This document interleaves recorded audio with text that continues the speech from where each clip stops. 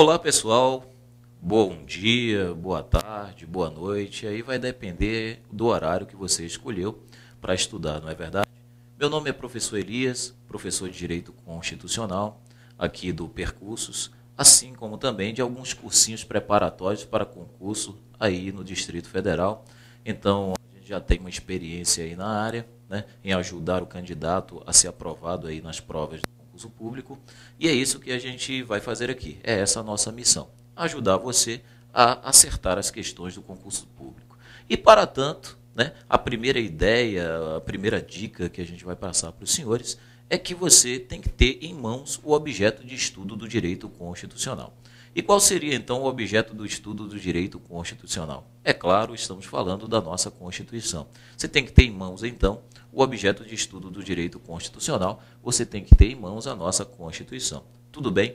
Basta isso, professor? Não. Infelizmente não, e a depender da profundidade de informações que o concurso venha a cobrar, você vai precisar também aí, é claro, de um livrinho de direito constitucional, de preferência aquele livro, aquela doutrina que esteja voltada para o concurso público.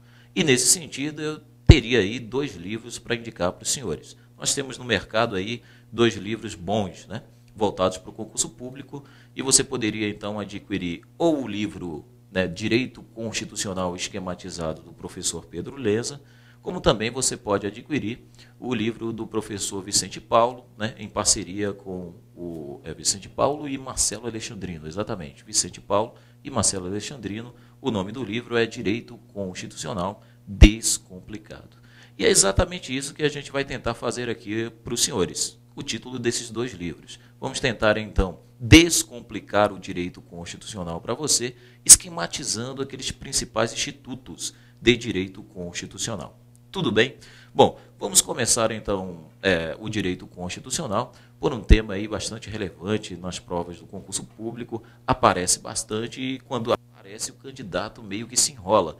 E, na verdade, senhores, o direito constitucional é fácil e vamos tentar fazer com que ele fique fácil aqui para os senhores. Tudo bem? Então venha comigo, acompanhe aqui até a tela, né, o primeiro assunto que vamos tratar, e quero alertá-los também desde já que nós vamos tentar fazer o que aqui? Vamos tentar fazer com que o seu caderno seja o seu material de estudo. E para tanto, como falei, vamos esquematizar o direito constitucional para você. Você já vai pegando o caderno aí e colocando no seu caderno os tópicos. O primeiro tópico, o primeiro tema que vamos tratar é exatamente classificação.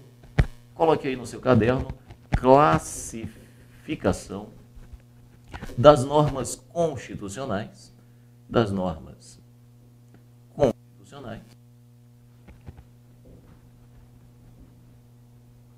quanto ao grau de eficácia,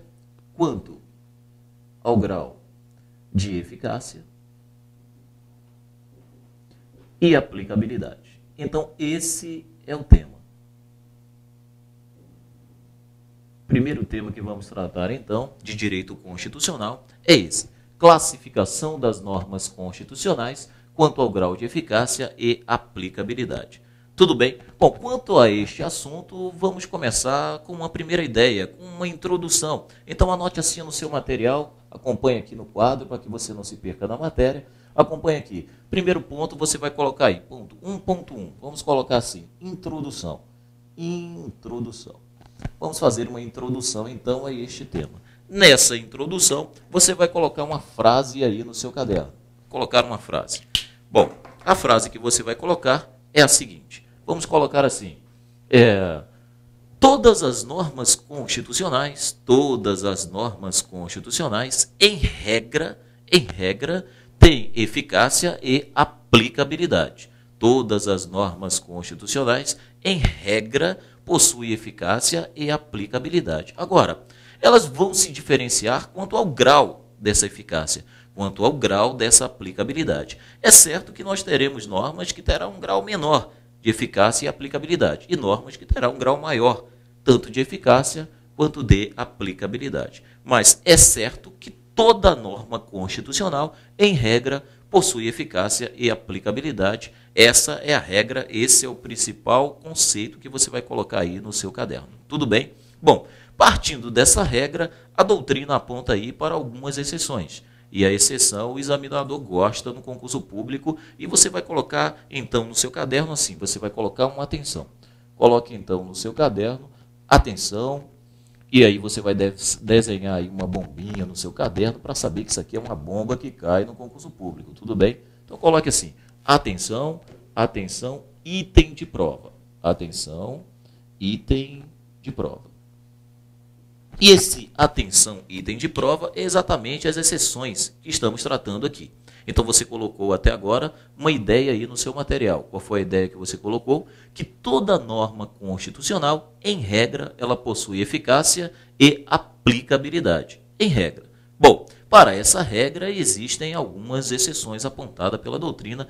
Acompanhe comigo aqui no quadro para que você não se perca na matéria. Olha aí, exceções. Vamos colocar aqui então as exceções, né? Exceção a esta regra. Como exceção, a doutrina aponta primeiro para o preâmbulo da Constituição. Então, coloque aí, preâmbulo da Constituição. Quanto ao preâmbulo, você vai colocar primeiro uma ideia dada pela doutrina, aliás, melhor dizendo, uma ideia dada pelo Supremo Tribunal Federal. Coloque assim, então, preâmbulo, 2 pontos, coloque aí no seu caderno. Coloque assim, conforme entendimento do Supremo Tribunal Federal, o preâmbulo não se situa no campo normativo. Repetindo, conforme a Constituição Federal, o preâmbulo, então, ele não se situa no campo normativo, mas apenas no domínio da política. É isso que você vai colocar aí no seu material. Repetindo, o preâmbulo, então, da Constituição, ele não se situa no campo normativo, mas apenas no domínio da política. Essa é a frase. Bom, o Supremo Tribunal Federal, no que se refere, senhores, ao preâmbulo da Constituição, que é, na verdade, uma introdução à Constituição, uma introdução feita aí, né, pela Assembleia Nacional Constituinte em 1988, quando da elaboração da nossa Constituição. Seria, então, não uma norma, mas apenas uma politicagem, né, feita pela Assembleia Constituinte. Nesse sentido, vamos colocar aí na tela, né, o preâmbulo para que você possa acompanhar, né, do que se trata o preâmbulo da Constituição Federal. Vamos lá. Diz então o preâmbulo da Constituição.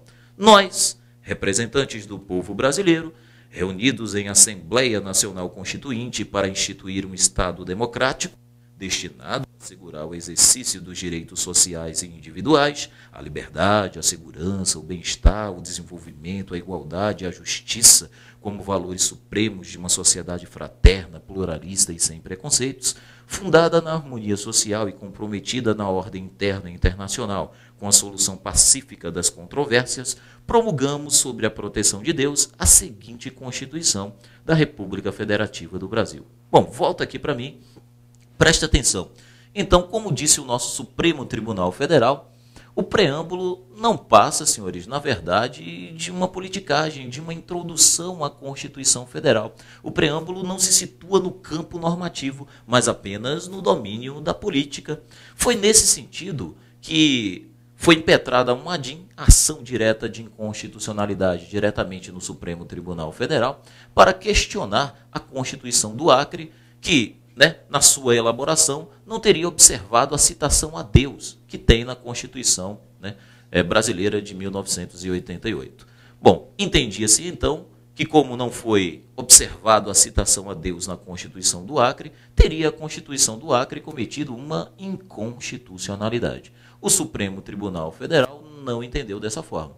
Entendeu a Suprema Corte que aquilo não era uma norma, que o preâmbulo da Constituição não se constitui em norma, logo não é de observância obrigatória pelas constituições estaduais, né? E isso caiu no concurso público, senhores. E vamos colocar aí na tela, né, a questão do concurso público para que você perceba a forma como é cobrado. E isso é muito fácil, você não pode errar essa questão aí diante do concurso público. Coloca aí na tela para que a gente dê uma olhada. Olha a questão aí do concurso público, né? Um pouquinho mais abaixo aí, um pouquinho mais abaixo. Nós temos aí a questão do concurso público. Isso. Olha aí. Então aparece aí para você, o preâmbulo da Constituição Federal possui destacada relevância jurídica, situando-se no campo do direito e não simplesmente no domínio da política. Questão do CESP, né, para a Advocacia Geral da União, diz que O preâmbulo da Constituição Federal possui destacada relevância jurídica, situando-se no campo do direito. Isso não é verdade. Vimos que, conforme o entendimento do Supremo Tribunal Federal, o preâmbulo da Constituição não tem uma destacada relevância jurídica. Ele não se situa no campo de direito, mas ele se situa no domínio da política. Essa questão, então, está equivocada. Tudo bem, senhores? Volta aqui para a gente. Vamos nos acompanhar aqui até o quadro, para que você já anote no seu material aí a segunda exceção a esta regra. Como primeira exceção, nós temos o preâmbulo. A segunda exceção que você vai anotar aí no seu material é o ato das disposições constitucionais transitórias, também chamado de ADCT, Ato das Disposições Constitucionais Transitórias. E o que seria isso, professor? O que seria o ato das disposições constitucionais transitórias? Bom, volta aqui para mim. O ato das disposições constitucionais transitórias nada mais é do que algumas normas de transição, aquelas normas que foram elaboradas para regular uma situação de fato. Foram elaboradas, na verdade, para regular uma situação específica, como é, por exemplo, o artigo 2º do ADCT. Conforme o artigo 2º do ADCT, senhores, deveria, 5 anos após a promulgação da nossa Constituição, ser realizado um plebiscito. Um plebiscito para que o povo viesse escolher a forma de governo e o sistema de governo a vigorar no país. Pergunta: esse plebiscito foi realizado? Foi lá em 93, 5 anos após a promulgação da Constituição. E você observa que você lendo essa norma hoje, ela não faz mais sentido, ela não tem mais eficácia, sua eficácia foi exaurida. Por isso mesmo, a doutrina chama essas normas de normas de eficácia exaurida, aquelas normas que já atingiram seu objetivo, a sua finalidade, não tem mais razão de ser, uma vez que sua finalidade, o seu objeto, já está esgotado. Tranquilo quanto a isso? Bom, nesse sentido é que você vai me acompanhar até o quadro aqui e colocar, complementando aí o seu caderno. Veja só, nós apontamos como exceção o preâmbulo, agora vamos apontar como exceção também o ato das disposições constitucionais transitórias, que você já sabe o que é. E você vai colocar então uma ideia aí no seu caderno. Você vai colocar assim: conforme melhor doutrina, as normas do ADCT são normas de eficácia exaurida. Conforme melhor doutrina, as normas do ADCT são normas de eficácia exaurida. Ou seja, aquelas normas que já atingiram o seu objetivo, a sua finalidade, não possuem mais eficácia e nem aplicabilidade. Tudo bem, senhores? Anote isso aí no seu caderno. Repetindo para os senhores, o ADCT, então, conforme a melhor doutrina, são normas de eficácia exaurida. Aquelas normas que já atingiram o seu objetivo, já atingiram a sua finalidade, logo não tem mais razão de ser. Por isso mesmo não possui mais eficácia e nem aplicabilidade. Tudo bem?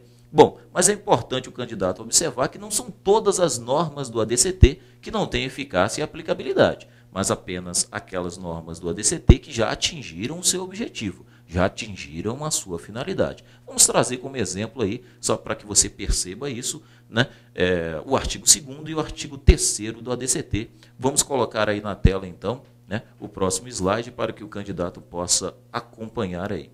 Veja só, um primeiro exemplo de uma norma de eficácia exaurida, é exatamente o artigo 2º do ADCT, não é este artigo aí que está aparecendo na tela. Vamos ver aqui, agora sim, muito obrigado. Artigo 2º do ADCT, que diz o seguinte: no dia 7 de setembro de 1993, o eleitorado definirá, através de plebiscito, a forma, república ou monarquia constitucional, e o sistema de governo, parlamentarismo ou presidencialismo, que devem vigorar no país. Então, volta aqui para mim, daqui a pouco a gente volta novamente nesse slide, preste atenção.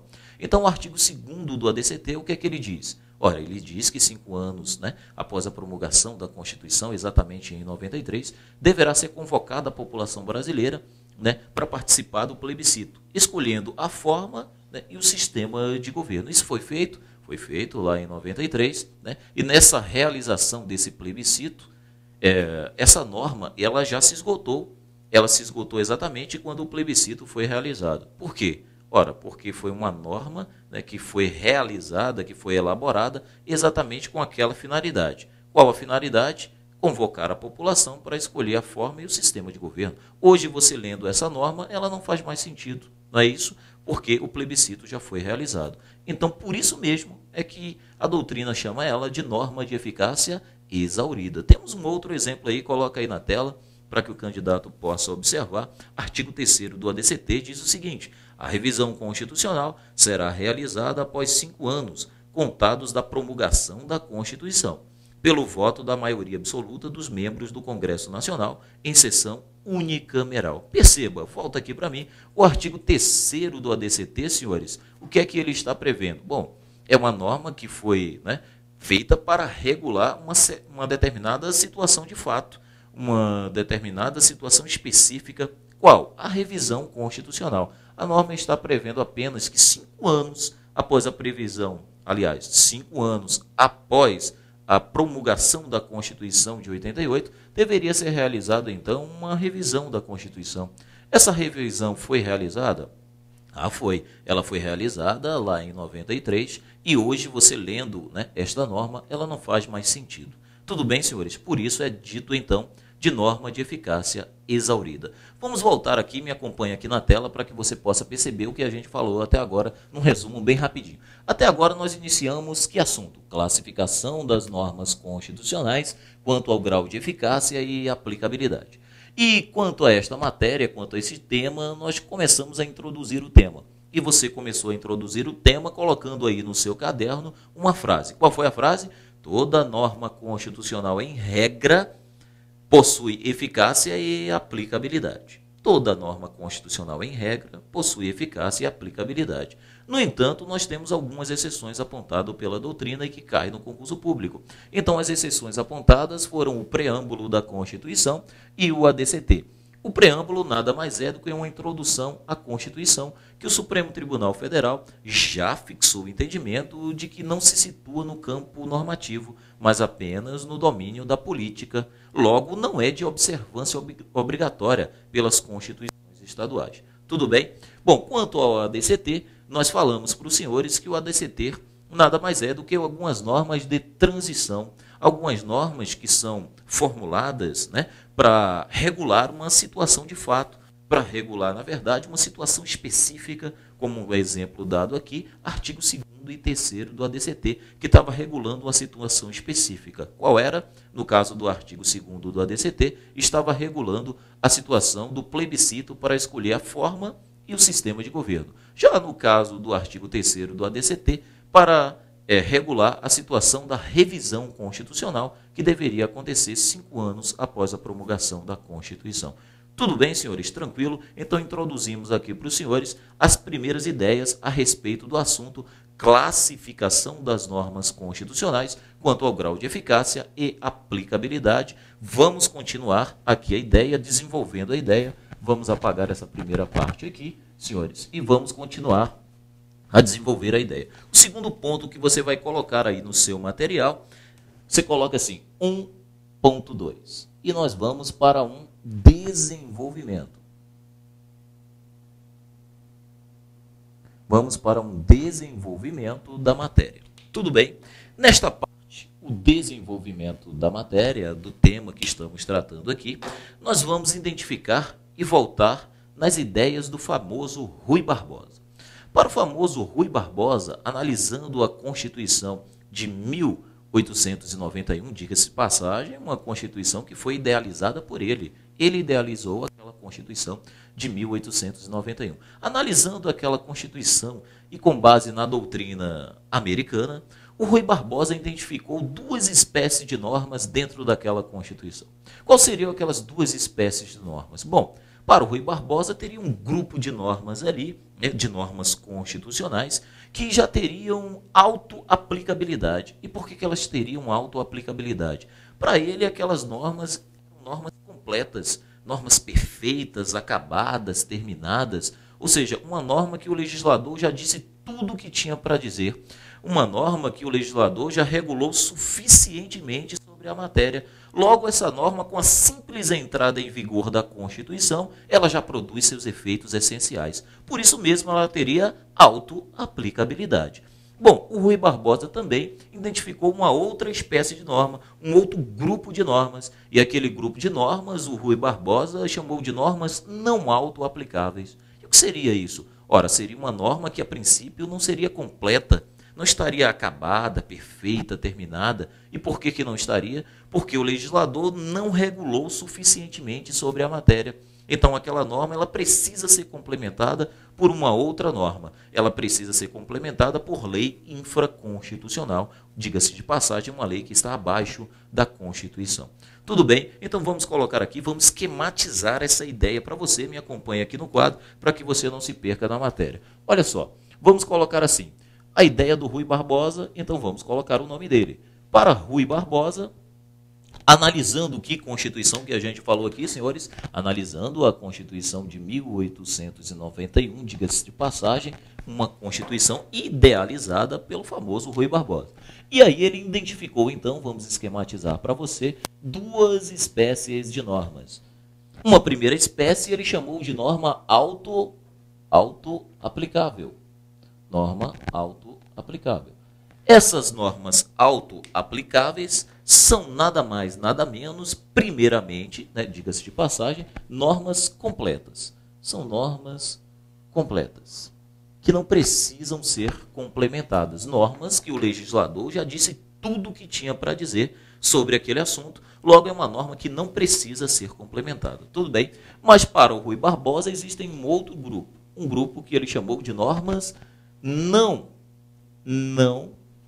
auto-aplicável. Essas normas, antes de mais nada, são normas incompletas. Então vamos colocar aqui normas incompletas. Então essa foi a ideia do famoso Rui Barbosa, né, com base na doutrina americana e analisando a nossa Constituição de 1891.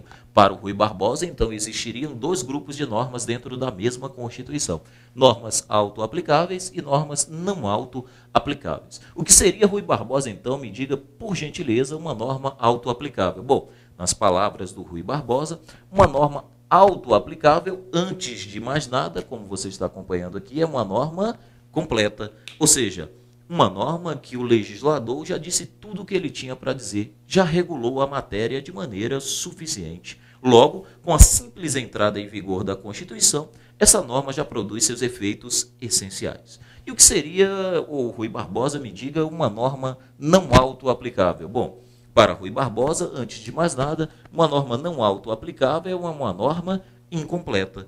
Ou seja, uma norma que o legislador não disse ainda tudo o que ele tinha para dizer. Uma norma que o legislador não regulou a matéria ainda de maneira suficiente. Logo, ela precisa ser complementada. Ela só produzirá seus efeitos essenciais quando for complementada por lei. Tudo bem, senhores? Tranquilo quanto a essa ideia? Bom, agora vamos avançando um pouco mais na ideia, chegar ao famoso José Afonso da Silva. José Afonso da Silva, vamos colocar o nome dele aqui para que você já vá colocando também no seu material. Para o José Afonso da Silva, as normas constitucionais não se classificam em dois grupos, mas em três. Três grupos de normas constitucionais. E essa classificação, alerto os senhores desde já, essa classificação do professor José Afonso da Silva é a classificação que ficou famosa. É a classificação, né, que foi adotada pelas bancas do concurso público, pela doutrina e pela jurisprudência. Por isso é importante, né, que o candidato saiba a classificação aqui do professor José Afonso da Silva. Tudo bem? Então me acompanhe aqui para que você não se perca na matéria. Vamos aqui ao quadro. O professor José Afonso da Silva, ele classificou as normas constitucionais em três grupos. Que grupos seriam esses, José Afonso da Silva? Vamos esquematizar aqui para os senhores. O grupo que o professor José Afonso da Silva classificou, ele classificou da seguinte forma. Ele classificou em normas de eficácia plena, normas de eficácia plena, normas de eficácia limitada, normas de eficácia plena, normas de eficácia limitada e normas de eficácia contida. Bom, Essa é a classificação do professor José Afonso da Silva e aquela classificação, senhores, né, que foi adotado aí pela jurisprudência, pela doutrina e, é claro, pelas bancas do concurso público. Isso é o que mais lhe interessa, com certeza. Então, preste atenção. O que seria, professor José Afonso da Silva, uma norma de eficácia plena? Bom, uma norma de eficácia plena é aquela mesma norma que o Rui Barbosa chamou de norma auto-aplicável. Logo, uma norma de eficácia plena é, antes de mais nada, uma norma completa. Ou seja, uma norma que não precisa ser complementada, uma norma que o legislador já disse tudo o que ele tinha para dizer, uma norma, né, que o legislador regulou a matéria de maneira suficiente, não sendo então necessário para que ela produza seus efeitos essenciais, ela ser complementada. Então me acompanhe aqui, me acompanhe, dê um close aqui, vamos pedir ao nosso câmera que dê um close aqui, para que você compreenda bem o que eu estou lhe falando em um desenho. Preste atenção. Então, uma norma de eficácia plena é aquela norma que, com a simples entrada em vigor da Constituição Federal, ela já produz seus efeitos essenciais. Aqui está a palavra-chave, senhores. Então, eu vou repetir para os senhores. Preste atenção. Uma norma de eficácia plena, nas palavras do professor José Afonso da Silva, é uma norma que, com a simples entrada em vigor da Constituição, ela já produz o quê? Seus efeitos essenciais. Ela já produz seus efeitos essenciais, sem a necessidade de ser complementada, então. Então, uma norma de eficácia plena é isso, é uma norma completa. É uma norma que o legislador já disse tudo o que tinha para dizer sobre a matéria, ou seja, já regulou a matéria de maneira suficiente. Então, uma norma de eficácia plena é aquela que, desde a entrada em vigor da Constituição, ela já produz seus efeitos essenciais. Não precisa ser complementada. Tranquilo, senhores, quanto à ideia? Bom, para que você acompanhe realmente, né, essa ideia de uma forma bem tranquila, vamos passar aí mais alguns slides para os senhores, vamos colocar aí na tela, para que você acompanhe um exemplo de uma norma de eficácia plena. Professor, estou quase entendendo o que é uma norma de eficácia plena. Se o senhor me der aí um exemplo, eu fecho o raciocínio. Então está aí o exemplo, senhores. Vamos usar como exemplo o artigo 2º da Constituição Federal, que diz o seguinte: são poderes da União, independentes e harmônicos entre si, o poder legislativo, o poder executivo e o poder judiciário. Volta aqui para mim. Olha só, senhores, olha como isso é muito simples a ideia. O que é uma norma de eficácia plena? É uma norma completa. Ou seja, aquela norma que o legislador já regulou a matéria de maneira suficiente. Basta você ler a norma e você já entende a ideia que o legislador, né, quis transmitir, qual a matéria que ele quis regular. Então vamos raciocinar o artigo 2º. O artigo 2º diz: são poderes da União, independentes e harmônicos entre si, o poder executivo, o poder legislativo e o poder judiciário. Raciocine comigo. O legislador quis regular o que nessa norma? Bom, ele quis apontar quais são os poderes da União e dizer que eles são independentes e harmônicos entre si. Ele conseguiu fazer isso? Ele fez isso de maneira suficiente? Com certeza sim. Basta que você leia a norma e você já identifica os 3 poderes da União e identifica também que eles são o quê? Independentes e harmônicos entre si. Ou seja, essa norma está completa. A matéria que o legislador quis regular, ele já regulou de maneira suficiente. Ele já identificou os 3 poderes e já disse que são harmônicos e independentes entre si. Você não precisaria, então, senhores, né, não precisaria, então, de uma lei infraconstitucional para complementar essa ideia. Ficou tranquilo? Espero que tenha ficado tranquilo. Tudo bem? Beleza? Tranquilo, senhores?